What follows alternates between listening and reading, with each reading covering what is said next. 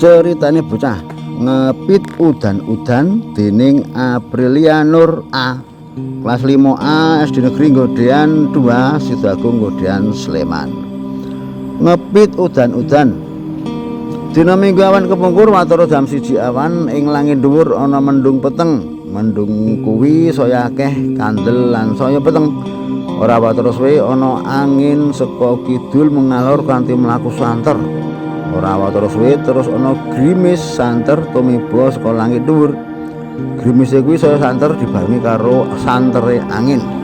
Terus ana udan deres saka mendung peteng kuwi. Jam loronan udane saya deres dibarengi angin kang santer. Aku terus ngetokake sepeda saperlu ngampiri koncoku kang ora adoh saka omahku. Aku terus udan-udan nepit mubeng-mubeng ing desaku. Rasane seneng banget pipitan karo udan-udan. Rasa adem mergo klebu saka banyu saka udan kang deres malah bisa nambahi rasa seneng ing atiku.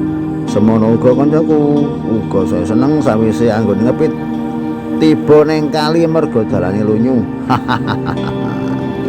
Sawise udan terang terus aku lan kancaku nyemplung kali saperlu golek iwak ing kali. Sebab sawise udan ing kali kono ana maneka warna jinis iwak. Aku karo kancaku oleh iwak mula terus ngepit mubeng-mubeng maneh. Kanyata ing dalan tengah desa ana wit gedhe king ambruk. Wong-wong sing liwat kiwa tengen kono terus padha kerja bakti.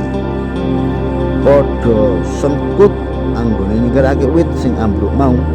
Kanthi cara wit lan pang-pangno dikethoki utawa dipotong bareng. Ora watara suwe wis rampung dalane dadi resik maneh. Aku karo kancaku terus bali arep adus mergo wis sore. Matur nuwun.